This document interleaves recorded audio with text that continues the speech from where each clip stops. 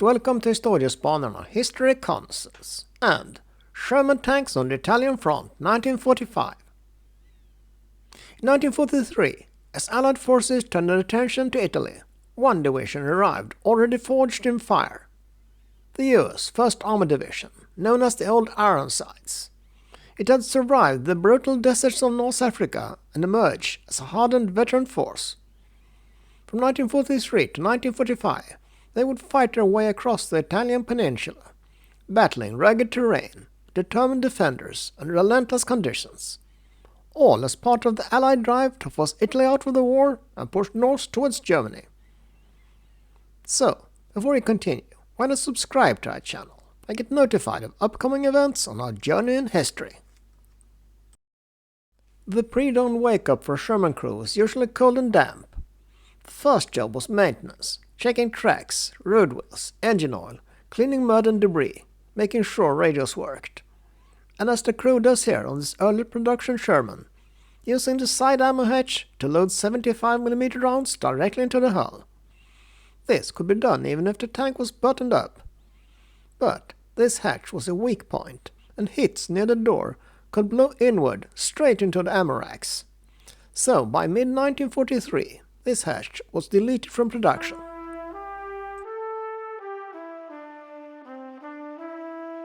The M4 Sherman was the main workhorse of the 1st Armored in Italy.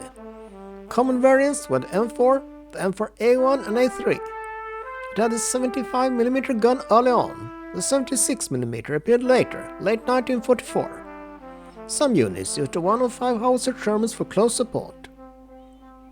The Sherman's strength in Italy was the reliable engines, that was a huge deal in the mountains, good radios that gave better coordination with infantry. Turret speed was excellent for snapshots and village fighting.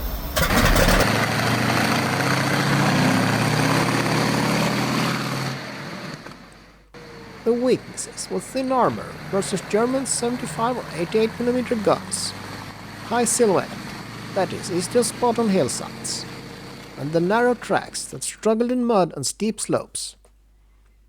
In Italy, Shermans were often used like mobile bunkers rather than breakthrough tanks, firing from held-down positions into German strongpoints.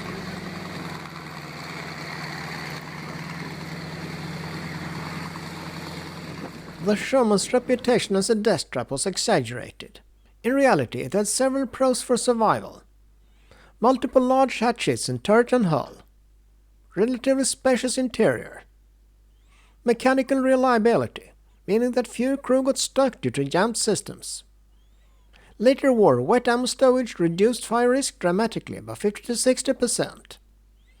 By late 1944, Shermans burned less often than early Panthers when penetrated. The Sherman crew was 5 men. You couldn't stand upright unless you were the commander with the hatch open. The gunner, right side of the turret, aiming and firing. Loader, left side, wrestling 30-40 pound shells. Driver, front left hull. Assistant driver, bow gunner, front right hull. Knees, elbows and helmets constantly collided. Every motion was practiced. There was no room for improvisation. New crewmen always braced themselves. Veterans mowed like dancers. Crews slept in their tanks, in slit trenches beside them, or in an abandoned farmhouse, or stone bounds if lucky.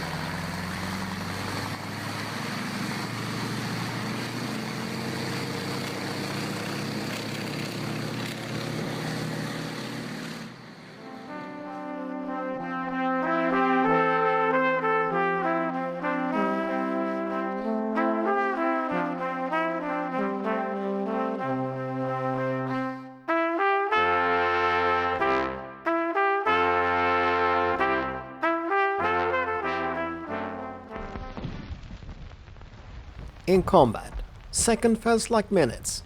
Minutes disappeared entirely. Crews often couldn't remember details afterwards. Veterans talked about entering a machine-like focus, broken only when the firing stopped.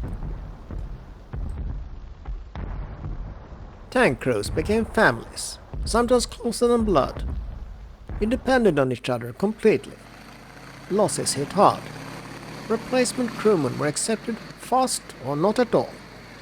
Survivors often kept in touch for decades. Many veterans said the crew bond was the strongest relationship of their lives. Inside a Sherman, you were protected until you weren't. You were powerful, but vulnerable. You were never alone, even in your own head. One tanker summed it up simply. It was 5 men on a steel box. If the box failed, so did we. That's all, folks. Thanks for watching. Please like and subscribe.